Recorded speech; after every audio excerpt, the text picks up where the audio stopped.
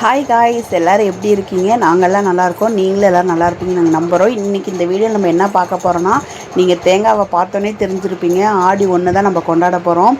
நான் மதியம் தான் போய் வாங்கிட்டு வந்துட்டேன். நான் நாள் வாங்கி வைக்கலான்னு பார்த்தேன். வீடெல்லாம் க்ளீன் பண்ணாமல் விட்டுட்டேன். சரி, வீடு க்ளீன் பண்ணாமல் எப்படி வாங்கிட்டு வருதுன்னு சொல்லிட்டு நான் அடுத்த நாள் அந்த ஆடி 1 அன்றைக்கி தான் மதியம் தான் ஒரு 11 மணி இருக்கும் வாங்கிட்டு வந்துட்டு எங்கள் அப்பாட்ட கொடுத்து நீங்களே எல்லாம் பண்ணுங்கன்னு சொன்னேன். மற்ற நாளில் நான் பண்ணுவேன். சரி, இன்றைக்கி எங்கள் நைனா வீட்டில் இருக்கனால நீங்களே பண்ணுங்கன்னு சொல்லுவோம். எங்கள் நைனா உடனே எந்திரிச்சு இந்த இதெல்லாம் சீவினார். ஒரு காலத்தில் இந்த தேங்காய் இப்படி தான் நாங்கள் தரையில் உரசுவோம்.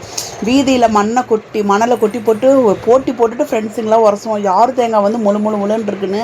ஆனால் இப்போ நம்ம மாடி வீட்டில் இருக்கோம், டைல்ஸ் வீடு, அந்த மாதிரிலாம் பண்ண முடியாது. எங்கள் அப்பா பாருங்கள் எப்படி கத்தியிலே சுரண்டி அந்த முடியை எடுத்துட்டாருன்ட்டு. ஒரு தேங்காய் முடிச்சிட்டாரு, 2வது தேங்காய் அப்படி பண்ண போகிறாரு. நான் அதை உங்களுக்கு டிஃப்ரெண்ட் காட்டுறதுக்காக அதை பார்த்துட்டு இருந்தேன். இதே மாதிரி தான் எங்கள் அப்பா கத்தியால் சுரண்டியே சூப்பராக அந்த முடியெல்லாம் எடுத்துட்டாரு. அதுக்கப்புறம் பண்ணி முடிச்சதுக்கப்புறம் அதை நோண்டி அதில் இருக்கிற தண்ணியெல்லாம் எடுத்து அந்த பூர்ணம் வச்சோம். அந்த பூர்ணம் ஒரு பாக்கெட்டு 30 ரூபா சொன்னாங்க. ஆனால் நாங்கள் 2 தேங்காவுக்குமே அதுவே நாங்கள் ஷேர் பண்ணிக்கிட்டோம். அதுக்கப்புறம் பாப்பா பயங்கர ராவடிங்க. இவளை வச்சுக்கிட்டு இதை பண்ணணும்னு நினச்சது தப்பு. நான் ஆல்ரெடி எங்கள் அப்பாட்ட இதை வாங்கி கொடுத்துட்டு நான் சார் வீட்டுக்கு போயிருக்கலாம் ஒர்க்குக்கு. நான் என்ன பண்ணிட்டேன், சரி நம்ம வீடியோ எடுக்கணுங்கிறதுக்காக போயிட்டு வரப்போ தான் வாங்கிட்டு வந்தேன். இவளை வச்சு இதை பண்ணுறதுக்குள்ளே போதும்னு ஆயிடுச்சு. இந்த குச்சி அப்போல்லாம் எங்கள் தாத்தா இதெல்லாம் கடையிலலாம் நாங்கள் வாங்கினதே கிடையாது. எங்கள் தாத்தா போயிட்டு மரத்தில் இந்த வாதனா மரத்தில் வெட்டிட்டு வருவார். ஆனால் இப்போல்லாம் எங்கெங்கே வாதனா மரம் இருக்குது, அப்படியே இருந்தாலும் யார் வெட்டிட்டு வந்து தரப்போகிறோம். எங்கள் வீட்டுக்காரர் காலையிலேயே வேலைக்கு போயிட்டார். ஸோ அதனால் கடையிலே வாங்கிட்டேன். ஒரு குச்சோட ரேட்டு 15 ரூபா, 2 குச்சி 30 ரூபாய்க்கு வாங்கினேன். தேங்காய் கிலோ 65 ரூபா 70 அப்படி சொன்னாங்க. 2 தேங்காய் 70 ரூபாய்க்கு வாங்கினேன். இந்த அருவாவா கொடுவாவா இது எங்கள் வீட்டுக்கார் பட்டறையில் அவர் கையால் செஞ்சது. இந்த மாதிரி சில விஷயத்துக்கெல்லாம் அது நல்லாவே யூஸ் ஆகுது, சூப்பராக இருக்குது. அதுக்கப்புறம் எங்கள் அப்பா என்ன பண்ணுறாரோ அதெல்லாம் என் பிள்ளை பண்ணுறா பாருங்கள். எங்கள் அப்பா தோல் சீவரா, இவ்வளோ அதே மாதிரியே தோல் சீவரா. எங்கள் அப்பா அந்த தேங்காவை நோண்டுறாரு, இவ்வளோ வேணும்னா. அதுக்கப்புறம் நான் தான் இந்த தேங்காவை வேஸ்ட் பண்ணிடுறோன்னு சொல்லிட்டு வீட்டில் நம்ம வீட்டு யூஸுக்காக வச்சுருப்போம்ல, அந்த தேங்காவை கொண்டு வந்து பாப்பா கையில் கொடுத்துட்டு இதை நீ வச்சு யூஸ் பண்ணுனா, அவள் எங்கள் அப்பா வச்சுருக்க தேங்காவே தான் வேணும்னா. ஆனால் எங்கள் அப்பா சூப்பராக ஃபிட் பண்ணி கொடுத்துட்டாரு. பிடுங்கவே இல்லை, நல்லா வச்சு மேலே அந்த கல்லை வச்சு நல்லா தட்டிட்டு சூப்பராக இது பண்ணிட்டோம். இதை நான் மதியம் ஒரு 11:30 12க்கு பண்ணியிருப்பேன்னு நினைக்கிறேன். பண்ணி வச்சுட்டு நல்லா ஊறட்டும்னு வச்சுட்டோம். ஆனால் எங்கள் அப்பா இப்போவே மஞ்சள்லாம் தடவி வச்சுட்டாரு. நாங்கள் கிளம்புறப்ப தான் மஞ்சள் தடவோம். ஆனால் எங்கள் அப்பா இப்போயே மஞ்சள் தடவலான்னு சொல்லிட்டு மஞ்சளும் எடுத்துகிட்டு வந்து ஃபுல்லாக தடவிட்டார். எங்கள் பாப்பா பண்ணுற அலப்பறை தான் பெரும் அலப்பறை இருந்துச்சு. இதை செய்யறதே இவளுக்காக தான். அதனால தான் சரி, அவள் எப்படியோ எங்கள் அம்மா வேறு கால் பண்ணி சொல்கிறாங்க, பிள்ளை என்ன பண்ணாலும் எதுவும் சொல்லாத அப்படின்ட்டு. அப்புறம் கொண்டு வந்து சமையல் ரூமில் வச்சுட்டோம். வேறு எங்கே வச்சாலும் எங்கள் பாப்பாட்ட டேஞ்சரு. இங்கே சமையல் ரூமில் செல்ஃப்னால் எடுக்க மாட்டான்னு சொல்லி நல்லா ஊறட்டும்னு இங்கே வச்சுட்டு இதுக்கப்புறம் தான் நான் போர்வையெல்லாம் துவைக்கலான்னு சொல்லிட்டு எல்லாமே ரெடி பண்ண ஆரம்பித்தேன். ஆல்ரெடி ஒரு செட்டு போட்டுட்டேன், இப்போ ஒரு செட்டு போட்டுருக்கேன். இன்னும் என்னோடய போர்வை இருக்குது. அடுத்தது என் போர்வையை தான் போடணும். காலையிலே துணியெல்லாம் இது பண்ணிட்டேன். ஆனால் வாஷிங் மிஷின் இருக்கிறது எவ்வளவோ பரவாயில்லைங்க. நிஜமாலுமே வாஷிங் மிஷின் இல்லைன்னா நான் தொலைஞ்சிருப்பேன். எங்கள் பாப்பா வச்சுக்கிட்டு என்னால் இவ்வளோ வேலைலாம் செய்யவே முடியாது. வாஷிங் மிஷின் இருக்கிறனால அதில் எல்லாத்தையும் போட்டு டக்குன்னு எடுத்துடுறேன். இந்த மாதிரி எனக்கு இந்த மாதிரிலாம் பண்ணினா தான் கோயிலுக்கு போவே திருப்தியாக இருக்கும். எங்கள் அண்ணி கூட சொன்னால், ஏண்டி இன்றைக்கி போய் எல்லாத்தையும் துவைச்சிட்ருக்க, ஆடி 18க்கு பண்ணிக்கலாம். ஆனால் பேசிக்காக நாங்கள் ஆடி 18எல்லாம் அந்தளவுக்கு நான் கொண்டாட மாட்டேன். ஆடி 1 தான் கோயிலுக்கு போய் தேங்காய் உடைக்கிறனால பண்ணுவேன்.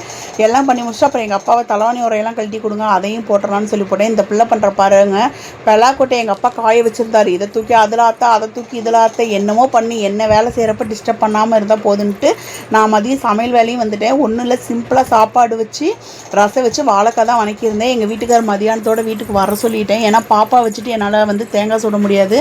அதனால் அவரை மதியமே வீட்டுக்கு வாங்கன்னு சொன்னேன். ஸோ அவர் வரனால சாப்பாடு இதெல்லாம் அப்புறம் எனக்கு எங்கள் அப்பாவுக்குள்ளே வேணும்ல, அதனால் சாப்பாடு வச்சு ரசம் வச்சு வாழைக்காய் தான் வணக்கினேன். இது நாங்கள் சிம்பிளாக வணக்கிற மாதிரி தான், இது சூப்பராக இருக்கும். அதனால தான் உங்களுக்கு இதையுமே நான் ஷூட் பண்ணி காட்டிட்டேன்.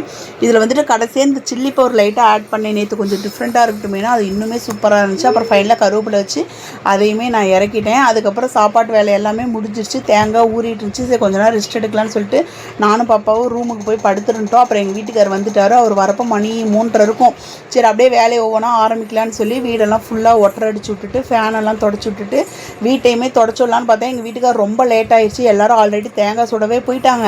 நீ ஆயுமோடு ஃபஸ்ட்டு குளிக்க போங்கடி, நான் வீட்டை தொடச்சிக்கிறேன்ட்டாரு. சரின்ட்டு அவரை வீட்டை துடைக்க சொல்லிட்டு நான் குளிக்க போயிட்டேன்ட்டேன். இந்த ஃபீடிங் நைட்டி 3வது நைட்டிங்க, அவ்வளோதான், சோழி முடிஞ்சது. 3 நைட்டியுமே போட்டுட்டேன். ஆல்ரெடி 2 போட்டுட்டேன். இன்றைக்கி புதுசு போடலாமேன்னு சொல்லிட்டு இந்த நைட்டி ஒன்று மட்டும் வச்சுருந்தேன். இன்றைக்கி அதையுமே ஃபீடிங் டாப் போட்டுட்டேன். அப்புறம் பாப்பாவுக்கு இந்த ட்ரெஸ் வந்து பிறந்த நாளைக்கு எடுத்த ட்ரெஸ்ஸு. பிறந்த நாளைக்கு ஆக்சுவலி அவளுக்கு வேறு ட்ரெஸ் எடுக்க போயிட்டு இது நல்லா இருக்குன்னு சொல்லி இதையும் எடுத்திருந்தேன். இது ஆடி நோம்பிக்கு போடலான்னு சொல்லி அப்படியே வச்சுருந்தேன். ஸோ அவளுக்கு அதை போட்டு விட்டுட்டு நான் குளிச்சுட்டு வரதுக்குள்ளே எங்கள் அப்பா அடுப்பெல்லாம் செட் பண்ணி ரெடி பண்ணி வச்சுட்டாரு. நேற்று எங்கள் அப்பா எனக்கு பயங்கரமாக ஹெல்ப் பண்ணார். எப்போவுமே எங்கள் அப்பா நல்லா ஹெல்ப் பண்ணுவார். இருந்தாலும் இதெல்லாம் நான் சொல்லாமல் எங்கள் அப்பா பண்ணார். அடுப்பெல்லாம் எடுத்து வச்சு அடுப்பு பற்ற வச்சுட்டாங்க நான் குளிச்சுட்டு வரதுக்குள்ளார. அதுக்கப்புறம் எங்கள் வீட்டுக்காரரும் எங்கள் அப்பா பாப்பா 3 பேர் சேர்ந்து சுட ஆரம்பிச்சிட்டாங்க. பாப்பாவை எங்கள் அப்பாவுக்கு வந்துட்டு என்னென்னா எல்லாமே பாப்பா தான் செய்யணும், அவளுக்காக செய்கிறது அவள் தான் செய்யணுங்கிறதுக்காக நீ புடினாரு. அவள் கொஞ்சம் நெருப்பை பார்த்து பயந்துக்கிட்டே குச்சை பிடிச்சிட்டு இருந்தா. அதுக்கப்புறம் நானும் வந்துட்டு இதாங்க என்னோடய அவுட்புட்டு. இந்த சேரீ வந்து நான் மீஷோவில் எடுத்தேன். நிறையா பேர் நேற்று இந்த சேரீ சூப்பராக இருக்குன்னு சொல்லியிருந்தீங்க. அது வந்து லைவில் சொல்லியிருந்தீங்க. அதனால் என்னால் இதில் இப்போ வந்துட்டு நான் அடுத்த நாள் எடிட்டிங் பண்ணுறப்ப இதை சொல்கிறேன். இந்த சீலை நல்லா இருக்குன்னு எல்லோரும் சொன்னீங்க. மீஷோவில் தான் இந்த சீலை நான் எடுத்திருந்தேன். நான் இந்த சீலை வந்து பாப்பாவோட பர்த்டே அப்போ எடுத்திருந்தேன். ஆனால் அப்போ நான் கட்டலை. அது வந்து அன்றைக்கி பாப்பாவோட ட்ரெஸ்ஸுக்கு மேட்சாக சேரீ எடுத்தனால இந்த சேரீ அப்படியே வச்சுருந்து நானும் அப்புறம் அப்போயே பிளான் பண்ணிட்டு அடுத்த நோம்பு என்ன ஆடி 1 தானே, ஆடி 1க்கு நம்ம கட்டிக்கலான்னு சொல்லிட்டு அப்படியே நான் வச்சுருந்தேன்.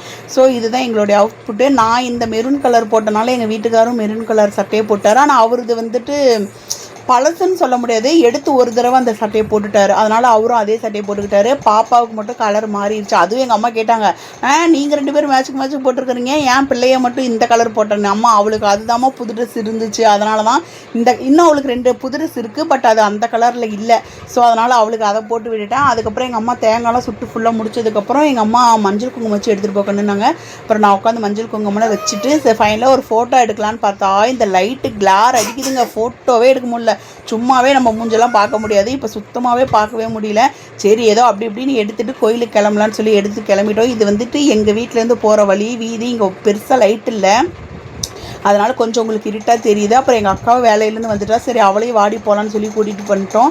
இதுதாங்க எங்கள் ஊர் மாரியம்மன் கோயில். இந்த கோயிலுக்கு ஒரு பெரிய கதையே இருக்குது. நான் அது உங்களுக்கு தனியாக ஒரு வீடியோ போடுறேன். எங்கள் ஊரில் வந்து எல்லா ஊர் மாதிரிலாம் நோம்பி போட மாட்டாங்க. அது எப்படி போடுவாங்கங்கிறது உங்களுக்கு நான் வேறு ஒரு வீடியோவில் சொல்கிறேன். எல்லாமே சொல்கிறேன், பட் என்னால் வீடியோ தான் எடுத்து போட முடியல. கூடி சீக்கிரம் சொல்கிறேன்.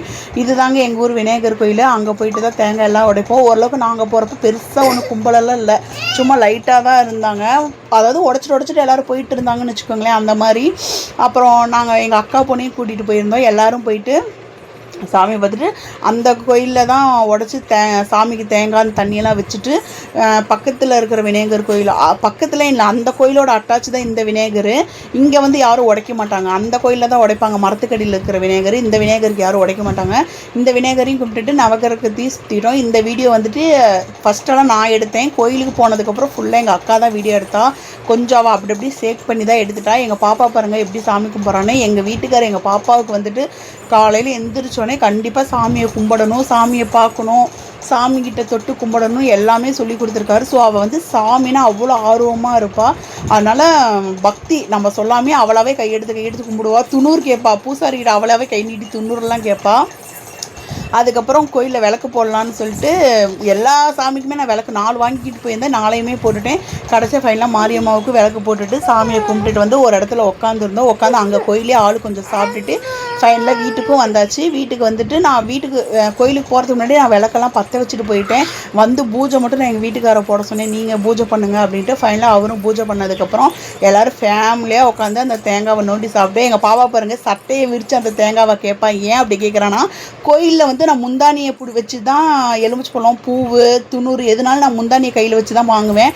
அதை பார்த்துக்கிட்டே இருந்து வீட்டில் அவங்க அப்பாட்ட வந்து தேங்காய் அந்த மாதிரி வாங்குறா. ஃபைனலாக எல்லாம் தேங்காவை குடும்பத்தோடு சாப்பிட்டா ரொம்ப ஹாப்பியாக இந்த ஆடி 1 போச்சு. யாருக்கெல்லாம் எப்படியெல்லாம் ஆடி 1 போச்சுங்கிறத மறக்காமல் கமெண்ட் பண்ணுங்கள். நெக்ஸ்ட் வீடியோவில் பார்ப்போம். பாய்.